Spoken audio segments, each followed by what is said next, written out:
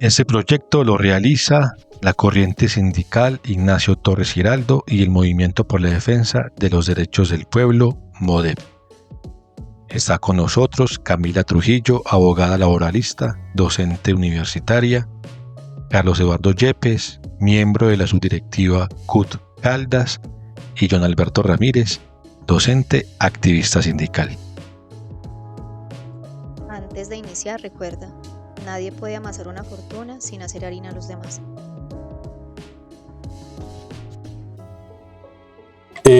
Buen día, buena tarde, buena noche para todas las personas que nos escuchan en cualquier momento del día. Regresamos nuevamente con Conexión Obrera, nuestro podcast que impulsa la Corriente Sindical Ignacio Torres Giraldo. Está con nosotros nuestra abogada laboral de cabecera, Camila Trujillo. También está con nosotros nuestro directivo sindical de la subdirectiva CUT Caldas, Carlos Eduardo Yepes. Y hoy, como les habíamos prometido, vamos a dialogar, a conversar y ante todo a analizar la nueva ley que se conoce como la Ley 2466 de este año 2025, que es la nueva reforma laboral. Bienvenido compañera, bienvenido compañero, ¿cómo se encuentran? Hola, buenas, ¿cómo están? Beto, Carlos, espero que muy bien. A todas las personas que nos escuchan, con muchas expectativas de estar en este espacio y conversar sobre los avances y la recuperación en materia de derechos laborales que trae la reforma laboral expedida el 25 de junio de este año. Y bueno, nada, vamos a ver cómo nos va en esta conversación. Así es, compañero Carlos Eduardo. Hola Beto, buenas tardes y noches, días, como lo dices al inicio. Un saludo para Cami también y obviamente para las personas que nos acompañan de manera permanente con nuestro podcast y que adicionalmente nos colaboran en la difusión del mismo, con la intención pues de que trabajadoras, trabajadores y en general las colombianas y colombianos se enteren un poco más de nuestras realidades en el mundo laboral. Así es, muchas gracias por aceptar la invitación y nuestra corriente de la intención de fortalecer y aportar en la lucha de la clase trabajadora colombiana y también aportar en la lucha por la transformación de un nuevo país. Este podcast tuvo un poco de demora debido a la álgida agenda política que hemos tenido en los últimos meses. Creemos que ya es momento, digamos, de aterrizar ese tema y ante todo, compañeros, en el anterior podcast hablábamos específicamente sobre la Ley 50 del año 1990, que analizábamos y que si bien hay unas condiciones de garantía laboral, hay otras que se perdieron. Pero también vimos un proceso de contrarreforma laboral que fue con la Ley 189 del año 2002.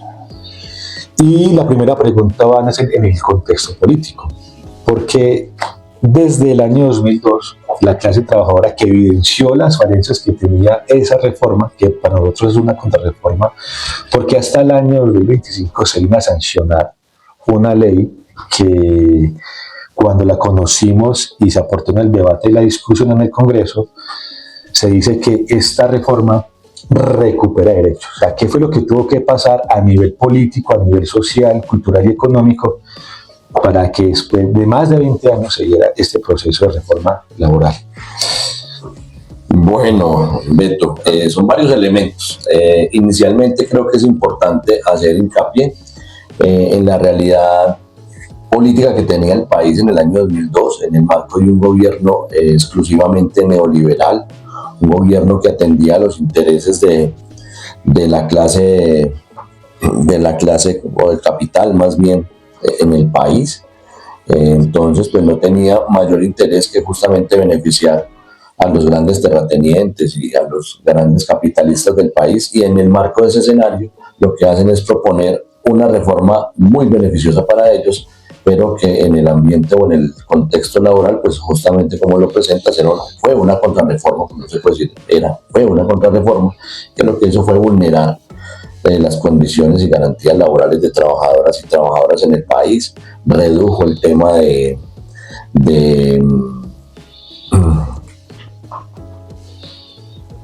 Pago de dominicales. Sí, de recargos, gracias. De la expresión de recargos, tanto dominicales, festivos y demás, Por ende, entonces ya hacía que los ingresos de las trabajadoras y trabajadores pues se vieran afectados en ese primer escenario. Adicionalmente, entran en el mundo laboral a varias figuras contractuales, y esas figuras contractuales pues lo que hacen es también debilitar la formalización y la estabilidad laboral de trabajadoras y trabajadores. Eso adicionado a una serie de elementos y una vulneración grave para los aprendices del SENA en su momento, que pues fueron también perjudicados de manera grave por esta ley 789.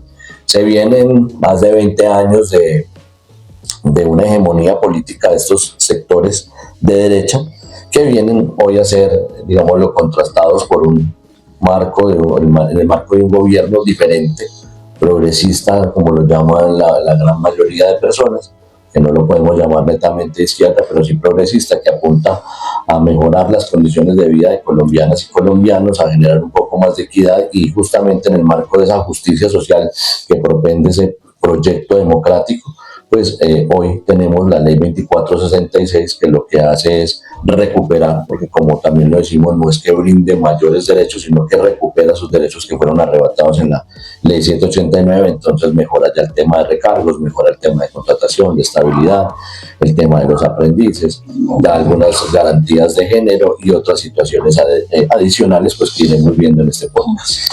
Gracias, Carlos. En su respuesta, pues se encontraron varios elementos que le entiendo desarrollarlos durante esta conversación.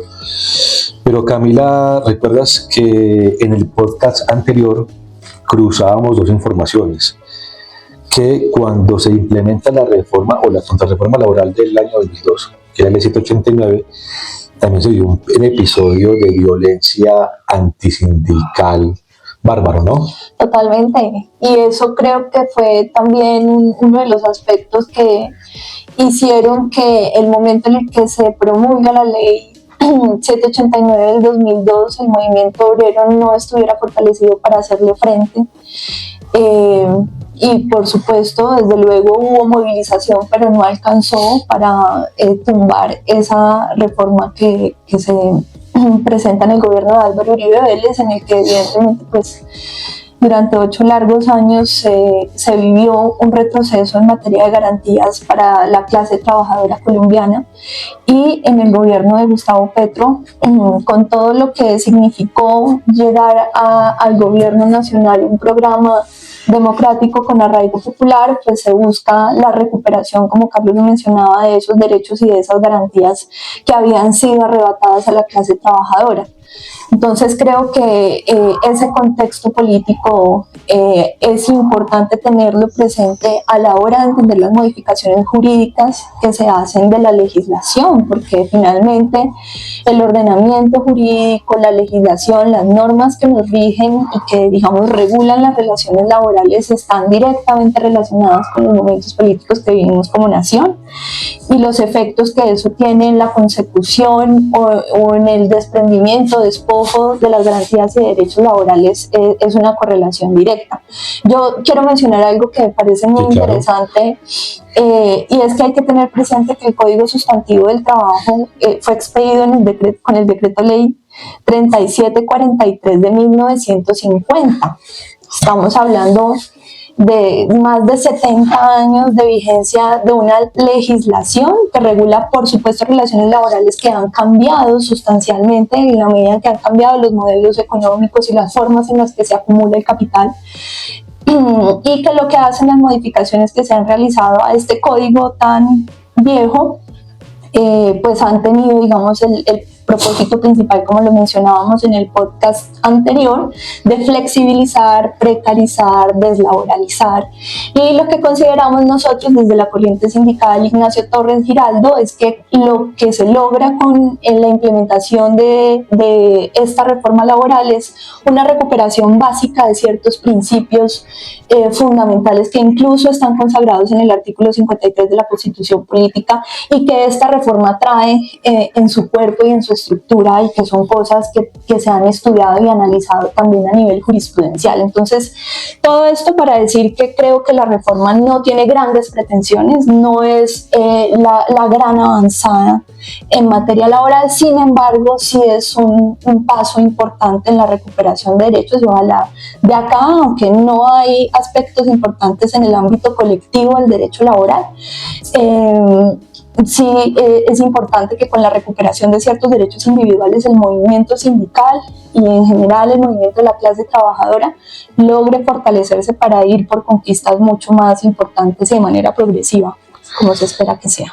En ese marco también, como para complementar algo bien importante, y es que antes de que se promulgue la ley, el primer escenario que se da de, digámoslo, para darle algo de garantías al movimiento sindical justamente es el reconocimiento como víctima, justamente en la apertura que hacía Beto desde ese contexto tan político fuerte que se vivió y pues la persecución al movimiento sindical que causó muchísimas muertes, muchísimas desapariciones, exilios y demás. Se da la apertura con ese reconocimiento. Ya al entrar la ley se da algo de garantías, como lo bien lo acaba de decir Camila, en el tema individual, pero en el tema colectivo todavía hay una deuda que el gobierno nacional hoy debe atender y es la reparación colectiva del movimiento sindical. Y esa reparación colectiva también va en brindar condiciones y garantías para poder ejercer la tarea o el ejercicio sindical.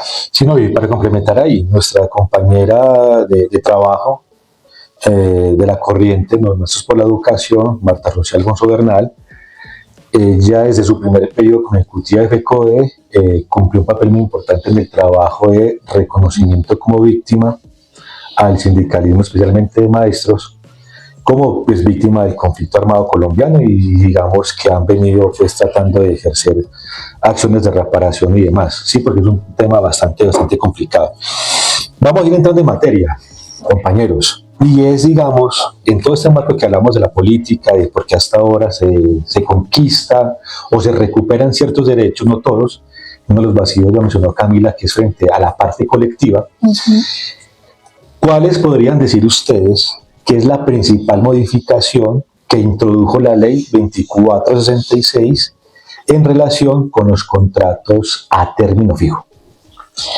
Bueno, esa pregunta, primero digamos que la ley, quiero decirlo como un comentario previo a una respuesta a esa pregunta, es que la ley introduce cambios muy importantes, ¿cierto? Y también tiene en cuenta nuevas realidades que no existían para el siglo pasado, digamos que no eran tan evidentes como los trabajos de plataforma y demás.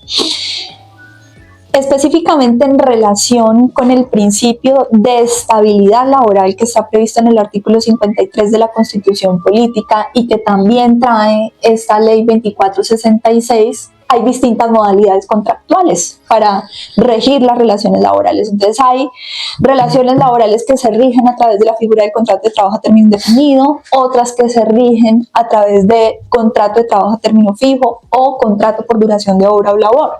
Y todas estas modalidades siguen vigentes, porque uno de los rumores que digamos más se había afianzado en todo el debate que hubo en el Congreso para la aprobación de esta reforma laboral tenía que ver con el hecho de que las figuras de los contratos a término fijo, los contratos por duración de obra o labor se iban a terminar y se iban a acabar, y eso es completamente falso. Lo que sí hace la reforma laboral es limitar y regular de manera mucho más estricta la posibilidad de que se den estos contratos a término fijo o estos contratos por duración de obra o labor, en la medida en que le da mayor preponderancia al contrato de trabajo a término indefinido, que es la figura contractual que mayormente garantiza el principio de estabilidad en el empleo, ya que esta es la figura contractual que se usa cuando persisten las causas u objetos que dan lugar a la relación laboral. Y permite entender que el trabajador va a tener una perspectiva de continuidad en su empleo y que no va a ser despedido por un plazo determinado, sino que va a estar en la relación laboral durante todo el tiempo que exista la empresa que lo contrata. ¿Qué sucede con los contratos de trabajo a término fijo y los contratos por duración de obra labor? Que me parece importante no verlos por separado. Entonces la ley 2466 dice respecto de los contratos a término fijo que tendrán una duración máxima de 4 años. ¿Y qué teníamos en la legislación anterior? Trabajadores que llevaban 20, 30 años en una fábrica, en una empresa, con contratos de trabajo a término fijo y que les daban el preaviso dentro de los 30 días anteriores, ¿cierto? Que eso es digamos, una de las facilidades que se le otorga a los empleadores que contratan bajo esta modalidad. Y podías llevar 30 años, 35 años trabajando para la misma empresa, pero si te pasaban el preaviso, no te pagaban ninguna indemnización. Simplemente tu contrato terminaba por la terminación del plazo. Y no tenía garantías como una liquidación. No, en todas las modalidades contractuales, las trabajadoras y los trabajadores tienen derecho a la liquidación. Lo que no se le pagaba era una indemnización por terminación del contrato sin justa causa, por ejemplo, ¿cierto? Que en el caso de los contratos a término indefinido sería de esta manera. Entonces le daba una puerta muy grande a los empleadores para despedir indiscriminadamente sin justa causa y además sin tener que pagar la indemnización, simplemente exponiendo como argumento la terminación del plazo contractual. Entonces, el coto que trae la ley 2466, es decir, son 4 años máximo. Si algún contrato supera ese límite temporal, inmediatamente se entiende que ha sido celebrado a término indefinido. Y eso no pasaba en la legislación anterior, entonces creo que es un gran avance para afianzar y fortalecer el principio de estabilidad en el empleo. Y ya pues trae otras regulaciones más específicas, digamos, frente a los contratos de trabajo a término fijo que se suscriben o se celebran por un término inferior a un año, que tienen que prorrogarse hasta 3 veces por ese término, pero a la cuarta prórroga ya debe ser de 1 año. Entonces eso, y una cosa que me gustaría añadir, y perdón que me extienda, tiene que ver con los contratos por duración de obra o labor. Se debe indicar de manera detallada y precisa cuál es la obra o labor determinada que se va a desarrollar con ese contrato. Y si se acaba esa obra o labor, el contrato finaliza, porque si el trabajador continúa ejerciendo sus labores, se entiende también que se trata de un contrato a término indefinido. Sí, claro. Carlos. No, me gustaría hacer un complemento, digámoslo de alguna manera, a lo que plantea Camila, que hace nos da un panorama muy general alrededor del tema de contratación, y es lo que hace también la 2466, y es desvirtuar el abuso de patrones en el sentido de la prestación de servicios. El contrato de prestación de servicios tenía unas condiciones concretas y claras y lastimosamente se convirtió en un abuso permanente de muchos patrones el querer convertir una prestación de servicios casi que en un contrato formal, y la 2466 ya deja muy claro que son 3 tipos de contrato, como lo acaba de mencionar Camila, y que el tema de prestación de servicios no se debe seguir generando para digámoslo, seguir vulnerando los derechos de trabajadoras y trabajadores. Y sobreexplotando además, ¿no? Exactamente.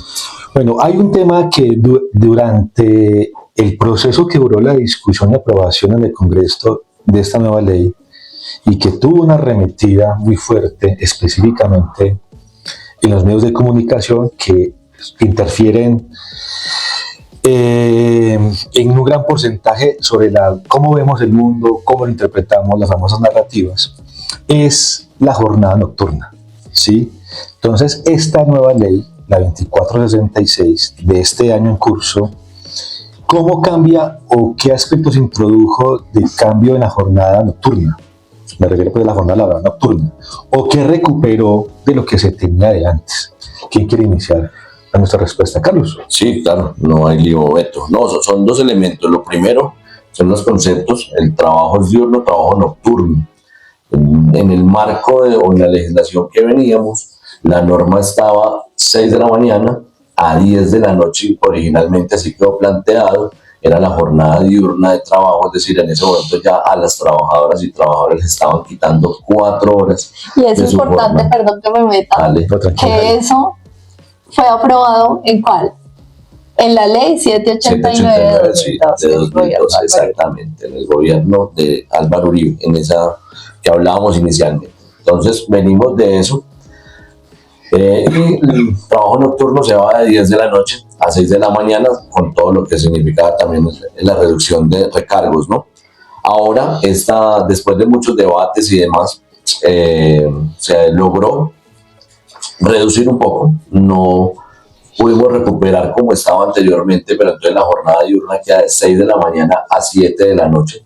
Por eso decimos que no se logró recuperar en sí lo que pretendíamos como centrales obreras, porque era una de las solicitudes que teníamos como centrales obreras. Porque era de 6 a 6, ¿no? De 6 a 6, exactamente. 6 de la mañana a 6 de la No noche. lo logramos en ese sentido, sabemos pues que también es una puja política y que tiene unos elementos allí inmersos, pero pues logramos recuperar en parte esa jornada. Y ya de 7 de la noche a 6 de la mañana queda la jornada nocturna, que también pues en algún momento se había hecho una reducción mínima de 1 hora, es decir, a las 9 de la noche a 6 de la mañana, pero ya logramos pues que quede entonces jornada diurna de 6 de la mañana a 7 de la noche, nocturna 7 de la noche a 6 de la mañana, con un escenario adicional y es la reducción de la jornada laboral semanal, que eso viene desde el decreto 2101 que se había propuesto, que ya entonces la norma lo aterriza, es decir, trae el decreto a la norma, donde actualmente estamos en 44 horas semanales y se viene el próximo año, a partir de julio, de la mitad de julio, 15 de julio, la reducción final a 42 horas semanales. Con un adicional, y es que sale la última circular del Ministerio de Trabajo, la 101, salió la semana inmediatamente anterior, y esa circular ya regula todo el tema de la reducción de la jornada, porque hoy se siguen presentando también múltiples Incumplimientos a la norma, vulneración de derechos, empresas o patronos que quieren abusar de la jornada y sin pasar de la misma, si quieren que haya trabajadores trabajando 10, 11, 12 horas al día, que la norma también contempla un tema muy específico alrededor del tema, y sobre todo una tabla bien importante dentro de esa circular de cómo se calcula el valor de la hora laboral, porque al reducir la jornada no implica que el salario rebaja, el salario se permanece, y al permanecer el salario y al reducir la jornada aumenta el valor de la hora, y es bien importante que este escenario o este tema de trabajadoras y trabajadores lo manejen muy bien para que no se presenten malas liquidaciones en sus salarios. Sí, qué buen punto. Además, porque digamos las condiciones actuales de incremento de la tecnología, más dispositivos o más herramientas para desarrollar los distintos trabajos, pues ha incrementado la efectividad, ¿no? Y la eficiencia, entre otras cosas. Y es un efecto muy importante, que a mayor eficiencia no tiene por qué reducirse el salario. Pero se me ocurre una pregunta ahí. Hay empresas que, digamos, aún hacen de la vista gorda esta normatividad y siguen, digamos, en promedio estándar de 8 horas laborales diarias. Los trabajadores y las trabajadoras, si siguen trabajando las 8 horas diarias, y sería que estamos en un contexto de 44 horas, esas 4 horas de más, ellos deberían recibir como horas extras. Sí, ¿cierto? se paga como trabajo suplementario. Sí, se pueden, exactamente, si se están cumpliendo, las deben cumplir o las deben liquidar como trabajo suplementario 1, ya no se llamaría horas extras, sino trabajo suplementario, que siguen en el mismo marco, es decir, máximo 2 horas al día, no pueden ser más de 2 horas diarias. Ya la norma plantea que no debe existir o no se necesita, más bien un permiso del Ministerio de Trabajo, anteriormente sí necesitaba. Sin embargo, si se comprueba que hay vulneración de derechos en el tema de jornada laboral y están exigiendo que las trabajadoras y trabajadores estén laborando más tiempo del que está reglamentado, sí habría un tema de inspección, vigilancia y control por parte del Ministerio. Eso es importante que se tenga en cuenta. Y un tema que se nos ha presentado mucho aquí en algunas empresas, ya hablándolo pues como ejemplos concretos, es con relación a las jornadas. Entonces las quieren imponer los patronos sin consensuarlas con las trabajadoras y los trabajadores. Entonces tenemos casos donde el sindicato se nos acerca y nos dice, no, es que nos tienen trabajando normal, turnos de 8 horas, de los 6 días a la semana, y nos dan un sábado 15 días. Si usted va y mira esa relación, aún sigue faltando horas de las trabajadoras y los trabajadores, es decir, les están, pues lo podría decir así abiertamente, les están robando tiempo. Entonces es bien importante sentarse y revisar, porque no es porque la empresa me da o me está haciendo así, la reducción de la jornada real se está dando. pasan algunos elementos o algunos escenarios donde se sigue presentando ese tipo de irregularidades.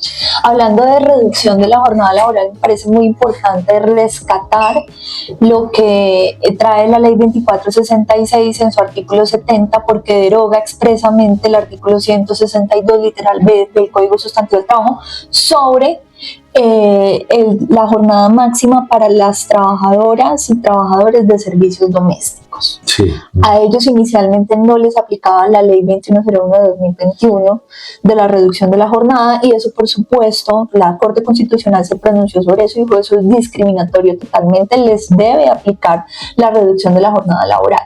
Y otro aspecto que también parece muy importante mencionar es la reducción de la jornada laboral para el trabajo que se remunera a destajo. Es decir, para el salario a destajo no hay, digamos, eso no es una forma o una modalidad de contrato de trabajo, sino una forma de remuneración que se pacta dentro de los contratos laborales, y para esa modalidad de pago de salario también aplica la reducción de la jornada laboral. Eso está en la circular 101 del Ministerio del Trabajo. Sí, Carlos. Claro, y en todo ese contexto, porque es que cuando hablamos de jornada laboral tenemos muchos elementos muchos casos, y exactamente surge muchísima casuística, y pues las industrias, podremos tener episodios más adelante donde sigamos pues como presentando alternativas alrededor del tema, pero hay un tema importante que dio mucho debate y que se prestó para que algunos sectores desdibujaran o desinformaran a la clase obrera en el país, y es el tema de remuneración en días de descanso obligatorio. ¿Qué dijeron? Que iban a eliminar los dominicales. Si vamos a la realidad, eso no es así. Ya antes de que entrara la 2466 teníamos compañeras que trabajaban, ejemplo, en grandes superficies, donde tenían que elaborar los días domingos y tenían un día de descanso en semana, ¿sí? De lunes a viernes. ¿Qué pasa o qué plantea la ley? Cuando un compañero o compañera trabaja en esos días de descanso obligatorio, que no es efectivamente un domingo sino un día de semana, y le asignan ese día para laborar, se lo deben reconocer como un dominical, con recargo dominical. No es que se estén desapareciendo los dominicales ni los recargos dominicales en ningún momento, y adicionalmente es claro que esos días tienen que ser en consenso con el trabajador, no pueden ser impuestos. Entonces son elementos que hay que traer a colación y que hacen parte del debate, porque no podemos ir y tomar un artículo, interpretarlo a la manera que queramos y desinformar a la gente.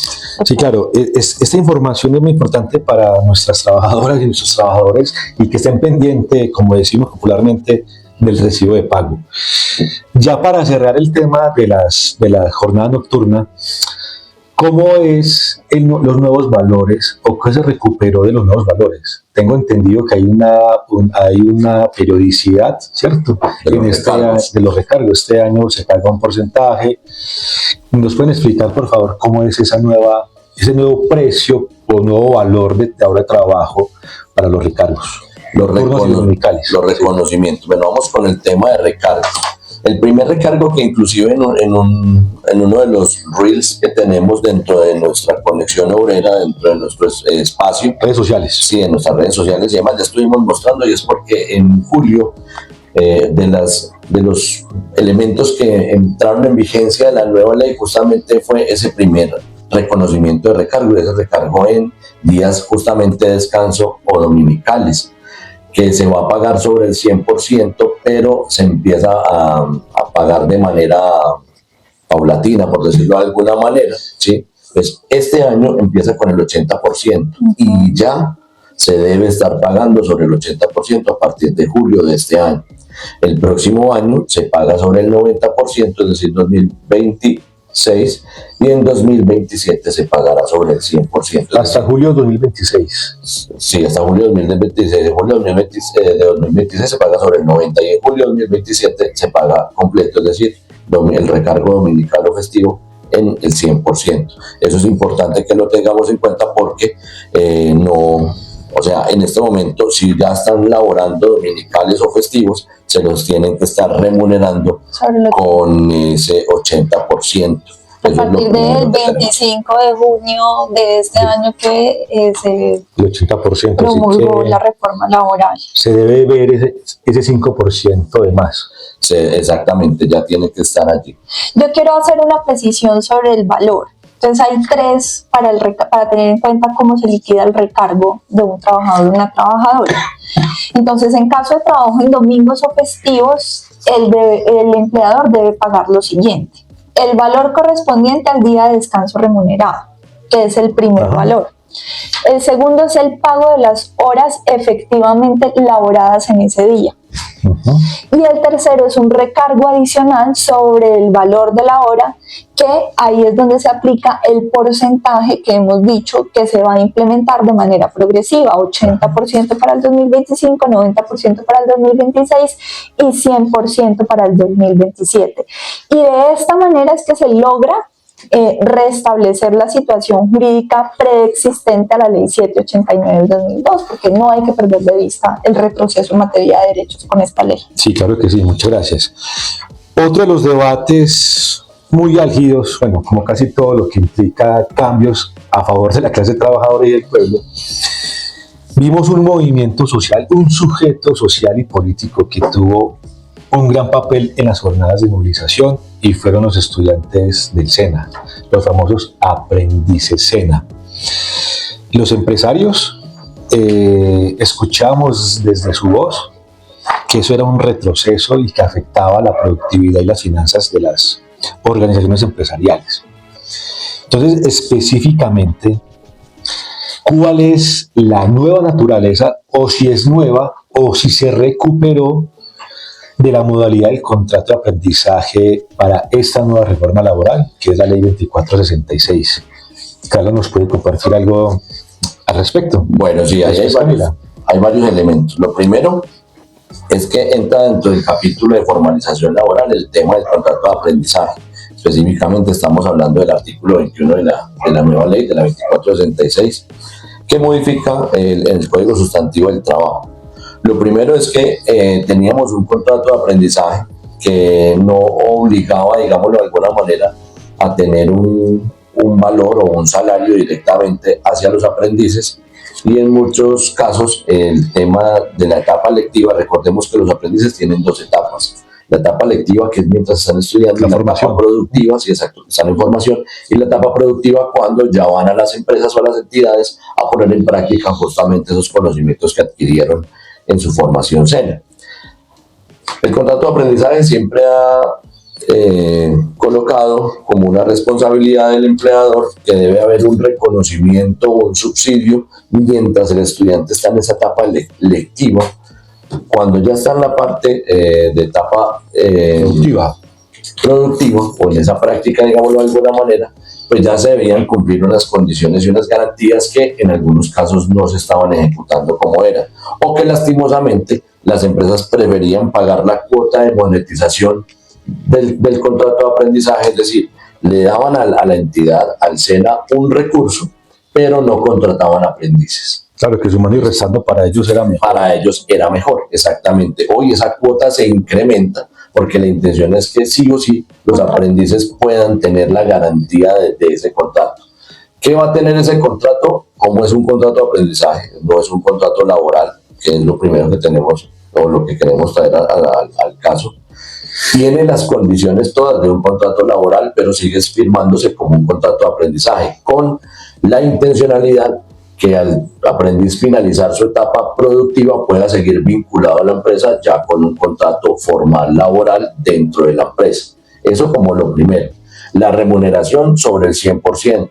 Del salario mínimo. Del salario mínimo, porque anteriormente inclusive les ofrecían cifras inferiores al salario mínimo.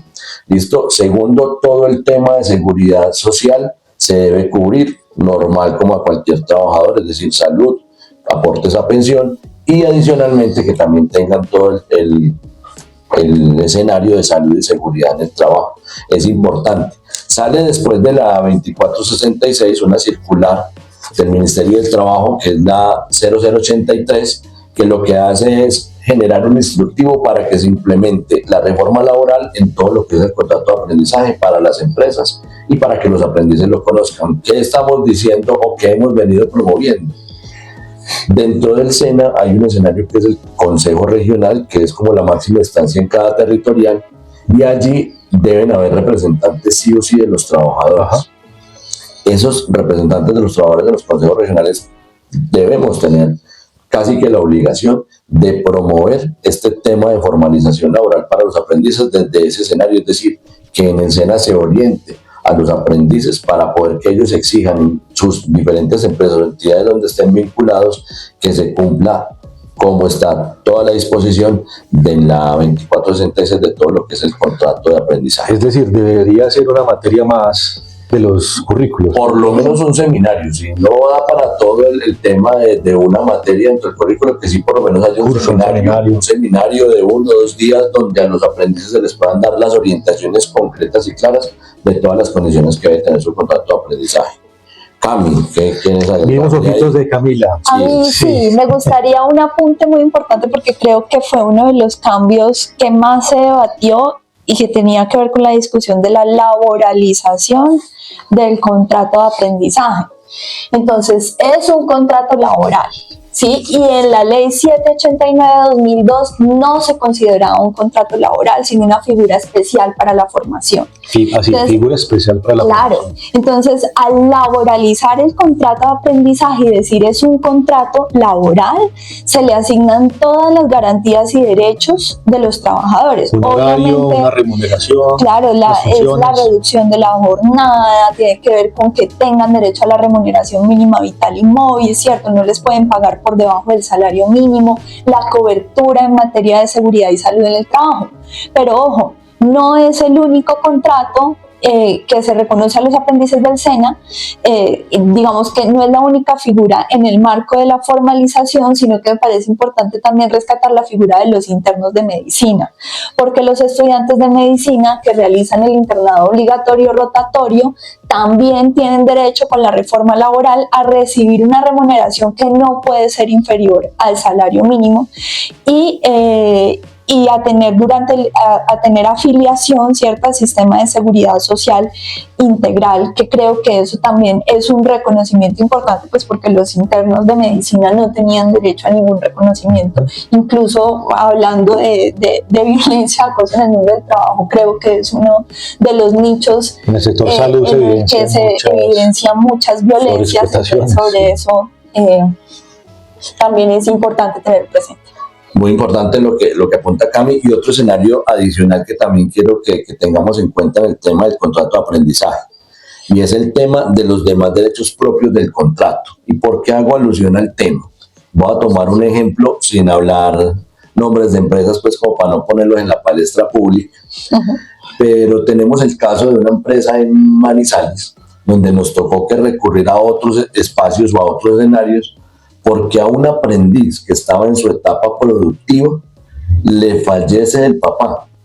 Y como era un contrato de aprendizaje y no un contrato laboral, por ende no tenía derecho a licencia de luto. A la ley de luto. Y no lo dejaron asistir prácticamente al sepelio en su papá. O sea, ni siquiera por humanidad. Ni siquiera en ese escenario reglamentado. Exactamente. Entonces, ¿qué pasa? Hoy la ley le da esas garantías de que no solo sea el tema monetario, sino todos los derechos que cualquier trabajador o trabajadora en el país tiene, entre esos de tipo de leyes. Entonces, calamidades domésticas. Es inhumano, hombre, que a uno le fallezca un familiar, un ser querido, y no porque su contrato es un contrato de aprendizaje, no es un contrato laboral, entonces no tiene derecho y quedarse trabajando, inclusive arriesgando la propia integridad física de esa persona. ¿Quién va a estar en una capacidad emocional para poder estar desarrollando la labor? Entonces yo creo que es importante que eso también lo apuntemos en este instante. Sí, las realidades del mundo del trabajo en contra de nosotros trabajadores han sido inimaginables, como el caso que acaba de comentar Carlos,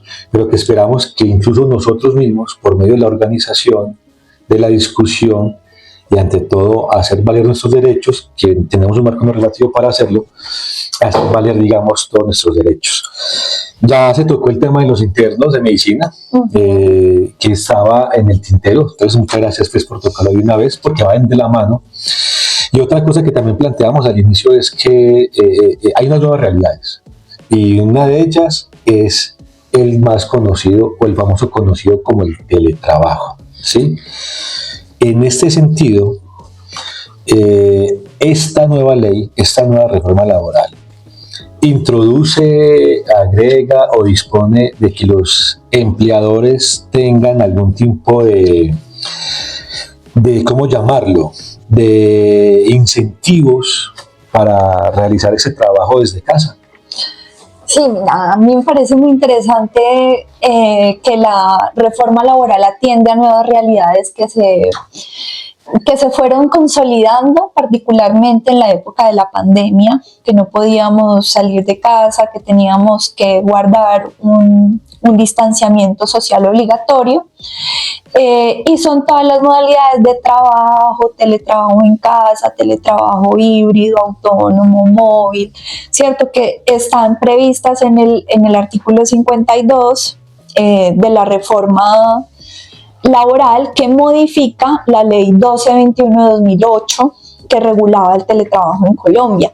Acá una digresión que me parece importante, y es que la ley 1221 de 2008 aplicaba tanto al sector público como al sector privado, y al ser modificada por la ley 2466 hay toda una discusión. Hay quienes dicen que entonces esta modificación relacionada con el teletrabajo no aplica al sector público, pero entonces hay quienes decimos que no, porque la ley 1221 de 2008 también era aplicada en el sector público, y esta modificación que introduce la reforma laboral, por lo tanto, también debería aplicarse al sector público.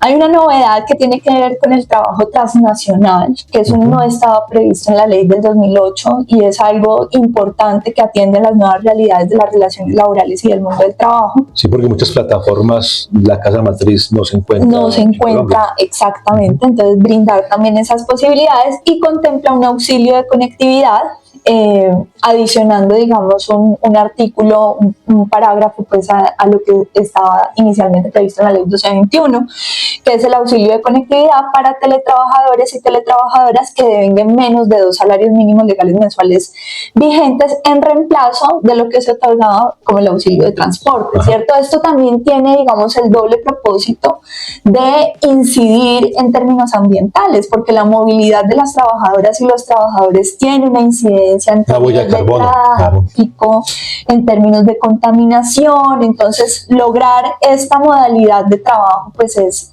importante, y es reconocer las nuevas realidades, y ese es el auxilio que establece la reforma laboral. Muy bien, y en ese mismo sentido del mundo de las del nuevo trabajo, de las plataformas y demás, hay una gran pregunta, y es sobre los aportes a la seguridad social. ¿Cómo es esa, pues, específicamente de los teletrabajadores o trabajadoras de carácter independiente? ¿Cómo funciona de plataformas? ¿Cómo funciona ese pago? ¿Qué porcentaje pone el empleador o la plataforma? ¿Qué porcentaje paga el teletrabajador o la teletrabajadora? ¿Cómo quedó esa relación? Bueno, hay varios elementos. Yo me ubico un poquito aquí en el tema. Listo, lo primero es que el teletrabajo no necesariamente tiene que ver con las compañeras o compañeros que desempeñan funciones en plataformas. Entonces, pues no es que sea específicamente a teletrabajo, ¿cierto? Como para que dejemos de pronto claro el primer tema. Sí tiene que ver con las compañeras y compañeros que trabajan en escenarios como domicilios, por ejemplo, esas plataformas de domicilio, en plataformas de transporte, que tienen una vinculación laboral diferente a la de un contrato formal, porque el teletrabajo se puede dar en una condición de un contrato laboral formal, sea término fijo, indefinido y demás, y ellos pues tienen sus prestaciones sociales normal como cualquier trabajador o trabajadora, a pesar de que desempeñen sus labores con estas alternativas que se da pues en ese artículo que ya Cami nos explica bien. Ya en el tema específicamente de trabajadores de plataformas, pues lo primero es que es un trabajo independiente, esa relación laboral es de un trabajador independiente y autónomo, por lo tanto no se podrán definir cláusulas de exclusividad. Habían empresas que querían que las compañeras y compañeros solo les prestaran sus servicios, pero en las condiciones que ellos quisieran. Entonces, claro, si el compañero le asignaba solo un servicio en el día, solo podía prestar ese servicio en un día, y entonces, ¿cómo hacía para digámoslo, poder tener un sustento real? En relación costo-beneficio. Exactamente. Entonces, lo primero es que se da este escenario donde Si tiene que haber una relación exclusiva, pues se tienen que dar las condiciones de una relación exclusiva. De un contrato de trabajo, contrato de exactamente, trabajo, como es una correcto. persona bajo subordinación. Ya en el escenario que no está o que no se incluye eso, entonces ya empiezan pues como diferentes modalidades, ¿cierto? Entonces son las siguientes. Primero, ser dependientes y subordinados, que es lo que acaba de explicar Cami. Entonces es una persona que tiene un contrato y presta sus servicios específicamente con una tarea pues, esencial, ¿cierto? En el caso, por ejemplo, del domiciliario, o si no, es independientes autónomos, del cual le acabo de hacer referencia. ¿Qué pasa? Esas personas deben tener sí o sí un mínimo o unas condiciones mínimas, y ahí es donde entra el tema de seguridad social y riesgos laborales con las plataformas. Cuando esos trabajadores tienen esto, las plataformas se deben hacer responsables de las prestaciones sociales del trabajador. ¿Listo? Así esté bajo la figura de independiente de autonomía. En un porcentaje. En un porcentaje, exactamente. Que en este caso es la empresa, 60%. la plataforma el 60% y el trabajador el 40%. ¿Listo? Así se debe dar la relación laboral, por decirlo de alguna manera, con lo que es la responsabilidad de prestaciones sociales. ¿Listo? En el marco de lo que les acabo de decir, que estén independientes autónomos, porque si están en el otro escenario de dependientes, pues tienen una relación laboral. Un contrato laboral formal. Sí. Hay un aspecto, digamos, que no hay que perder de vista, es que muchas de las disposiciones que están consagradas en la reforma laboral no entran a regir inmediatamente se ha promulgado la ley. Entonces, por ejemplo, en este caso particular del trabajo de plataformas, estas disposiciones iniciarán a regir 12 meses después de que el Gobierno Nacional cumpla con las obligaciones de reglamentación e implementación, que en ese trabajo se encuentra el Ministerio del Trabajo. Eso tiene que ver con el decreto reglamentario. Tiene que ver con todos los decretos que deben salir para reglamentar las disposiciones que trae esta reforma laboral. Perfecto, ya digamos que para ir cerrando esta amena conversación, digamos que hay dos preguntas y quiero pues como abordarlas de una vez.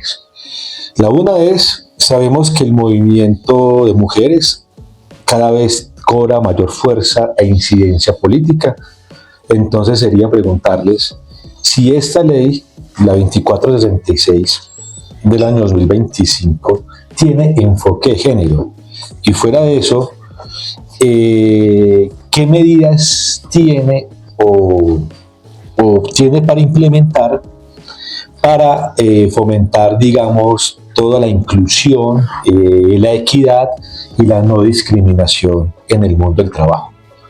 Esa es una pregunta. Yo pienso que claramente la reforma laboral sí trae un enfoque de género muy claro. Desde su inicio, o sea, en términos de principios, al adoptar los principios del artículo 53 de la Constitución Política, establece una protección especial a la mujer, a la maternidad, y añade una figura que no estaba prevista en la Constitución del 91, que es la figura de los campesinos. Trae también una protección especial a las y los campesinos, y eso es muy importante.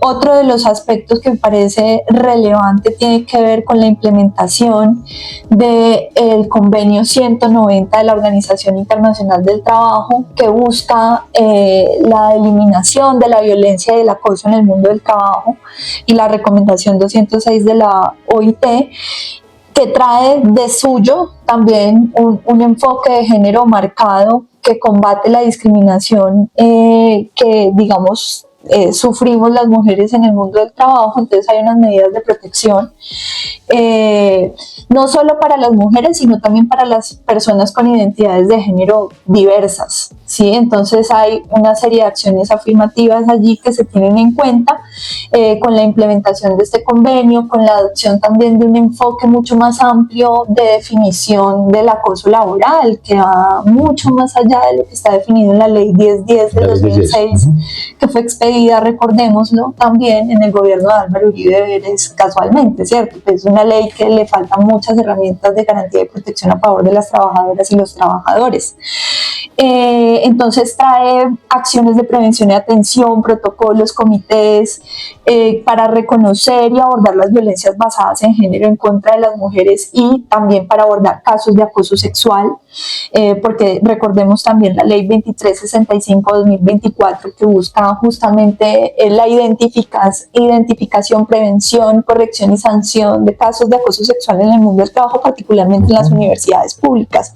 Y esto pues por solo mencionar algunos artículos, por ejemplo el 113 sobre la protección al trabajo femenino, rural y campesino, ¿cierto? Que le da, digamos, acá con el tema de la interseccionalidad, cuando se conjugan en una sola persona distintas factores de opresión, ¿cierto? De ser mujer, de ser negra, de ser campesina, de ser pobre, ¿cierto? Entonces trae ese reconocimiento de la realidad y unas medidas de protección para sensibilizar también a la sociedad sobre este tema. Y algo que no puedo dejar de mencionar, y qué pena, es la formalización del trabajo doméstico remunerado, que también es una de las cosas que yo quiero que Carlos pueda ampliar sobre ese tema.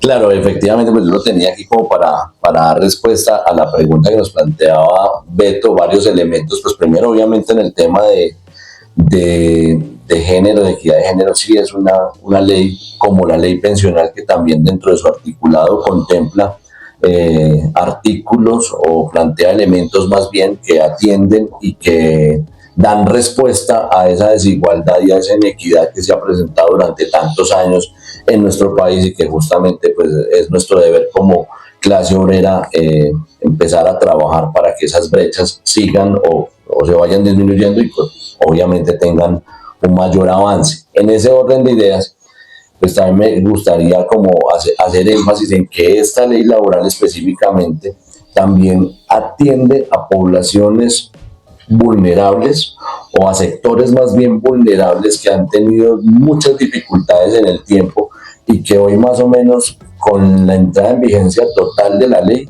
estaríamos hablando que alrededor de 700.000 personas podrían entrar en formalización laboral de esos sectores. ¿A quién hago referencia, por ejemplo?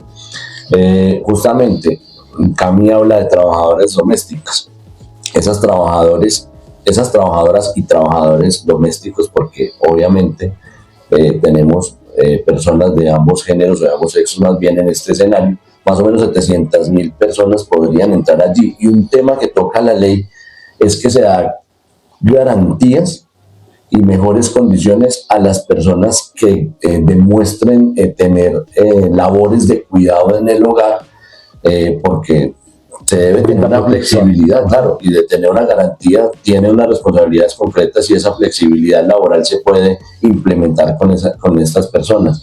Adicionalmente, dentro de lo que hablábamos ahorita, de los compañeros y compañeras que están en los temas de reparto y plataformas, estaríamos hablando de una formalización más o menos de 400.000 personas.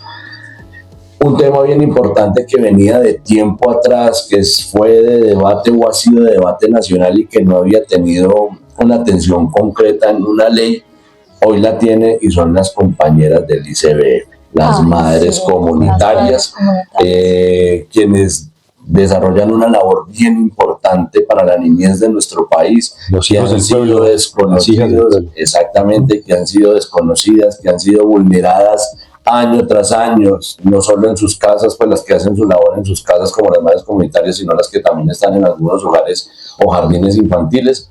Hoy estamos hablando que ellas más o menos, unas 40-60.000 van a estar, digámoslo, entrando en ese escenario de formalización. Entonces es bien importante, es una lucha que las compañeras de Sintraciovia han tenido durante muchísimos años y hoy van a tener algo de acercamiento. Aún quedan pendientes cosas porque no podemos decir que todo queda allí.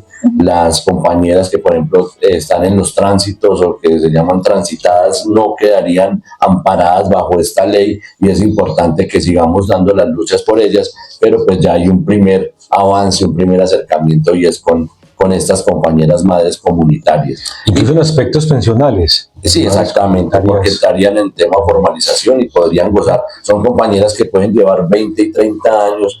Incluso se les ha acabado, se han gastado su vida al servicio. Exactamente. No solo ponen su infraestructura, es decir, su hogar, casa, la sino intimidad de su que hogar. abren su hogar para atender a la niñez, y creo que eso es importante. Y por último, con el tema de contratos de aprendizaje, es más o menos, o se estima que más o menos sean 400.000 los aprendices beneficiados en el país, después de entrar en la vigencia en la ley, o después de haberse firmado más bien la ley. Ya van más de 23.000 contratos de aprendizaje que ya están bajo el marco de lo que está establecido en la misma. Pues estas cifras que nos comparte Carlos implicaría que, a mi modo de ver, dos maneras, dos cosas, dos elementos. Uno es el fortalecimiento del Ministerio del Trabajo, que tenga funcionarios y funcionarios y los dientes, como decimos popularmente, para hacer vigilancia y control y que todo esto se cumpla.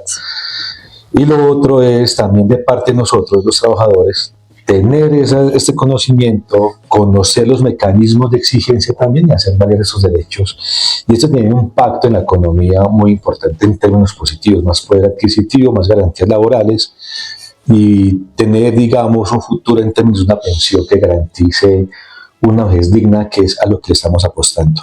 Y ahora sí, para cerrar, como dice uno de sus compañeros, y una respuesta de cada uno, a su manera de ver y entender, de cada uno de ustedes dos, cuáles son las ventajas y las desventajas en términos generales que plantea esta reforma laboral para las trabajadoras y trabajadores de Colombia, bajo la ley 2466 de este año 2025. Ventajas y desventajas. ¿Quién inicia? Bueno, con el tema de ventajas, pues ya lo hemos tocado mucho dentro de la intervención hoy, y creo que es justamente el tema de recuperar, la recuperación de derechos. Creo que es un elemento esencial para que las trabajadoras y los trabajadores puedan volver a esa formalización de años atrás, porque no estamos hablando inclusive de 20 años, estamos hablando más o menos de 30, 35 años atrás, antes de la ley 50 del 90, que ya la tocamos también en uno de nuestros episodios, donde las condiciones de formalización, de estabilidad, eran muy diferentes y pues obviamente ofrecían unas garantías y unas condiciones. Eso lo toco como una de esas ventajas, el poder recuperar gran parte de esos derechos, no todos, pero sí gran parte de ellos. Dos cosas se quedan pendientes, yo no lo llamaría desventajas, sino pendientes dentro del marco de la ley 2466. Uno es la regulación a las multinacionales. Hoy las multinacionales siguen generando, digamos, lo que una vulneración permanente de derechos para trabajadoras y trabajadores. Son empresas que vienen con unas políticas que aplican en sus diferentes sedes sin importar el país, y creo que es importante que se regule efectivamente, o que se les exija que se cumpla más bien la regulación o la reglamentación nacional, y no que por ser multinacionales, perdón la expresión tan popular, pasen de agache lo que aquí está establecido. Y el otro elemento que también lo tocamos, pero pues que sí es importante que se deje allí como un punto pendiente de la 2466, es el trabajo de los derechos colectivos para trabajadoras y trabajadores. El tema de garantías y condiciones para las organizaciones sindicales, para el trabajo sindical, para la organización de las trabajadoras y los trabajadores, esos derechos colectivos creo que sí siguen siendo un vacío dentro de la ley. Yo en términos generales coincido con el balance inicial, digamos, un poco quizás prematuro, ¿cierto?, que podamos hacer en lo poco que lleva de implementación la reforma laboral, pero coincido en que, como lo hemos mencionado en esta conversación, es una reforma que recupera derechos que fueron arrebatados a la clase trabajadora, pero es una base, digamos, que empieza a allanar el camino para futuras luchas del movimiento sindical, para su fortalecimiento en la medida en que se reconocen y se recuperan derechos de carácter individual que puedan retribuir en la consolidación de las organizaciones sindicales, porque finalmente los trabajadores y las trabajadoras que están actualmente con contrato de trabajo a término fijo tienen muchas dificultades para asociarse sindicalmente, mientras que quienes tienen contrato de trabajo a término indefinido pues tienen mayores garantías de estabilidad para poder dar la pelea en una organización sindical, consolidar esa organización, fortalecer las consignas que no se circunscriben únicamente al mundo del trabajo, sino que tienen que ver con temas políticos, ¿cierto?, de posicionamiento de la clase trabajadora, y creo que en esa medida la reforma laboral da un paso importante para iniciar el camino de fortalecimiento de la clase trabajadora. Por supuesto quedan temas sin regular, temas que tuvieron que conciliarse en el Congreso de la República. Ustedes saben cómo fue el trámite de la reforma tan sufrido. Es un escenario de correlación de fuerzas. Total, en el escenario parlamentario, o sea, hubo muchos pulsos que hacer, muchas salidas a las calles para exigir la implementación de esta reforma, sin lo cual no habría sido posible, Y ¿cierto? creemos que si no es con la propuesta de una consulta popular, tal vez no hubiese... Claro, esa jugada determinó en buena medida, digamos, la necesidad de que los congresistas se sentaran ahí sí a debatir la reforma, porque es que se negaban de plano a debatirla siquiera. El no debate. La hundían a pupitrazo. Entonces, dar el debate, poner en la mente de las gentes la necesidad de debatir alrededor de sus derechos, que tienen una implicación directa en sus bolsillos, pero no únicamente en eso, sino en el reconocimiento del trabajo como un derecho, como una obligación social y no como un favor, ¿cierto? No como el favor que me hacen de darme trabajo y de pagarme un salario, pues porque finalmente hay que... Producimos riqueza. Claro, claramente producimos y sostenemos el mundo está, digamos, en buena medida gracias a los trabajadores y las trabajadoras. Y yo quiero cerrar el tema, o sea, creo que hay una enorme ventaja recuperando los derechos, queda un largo camino, hay que seguir avanzando en más conquistas que mejoren la vida de las personas trabajadoras.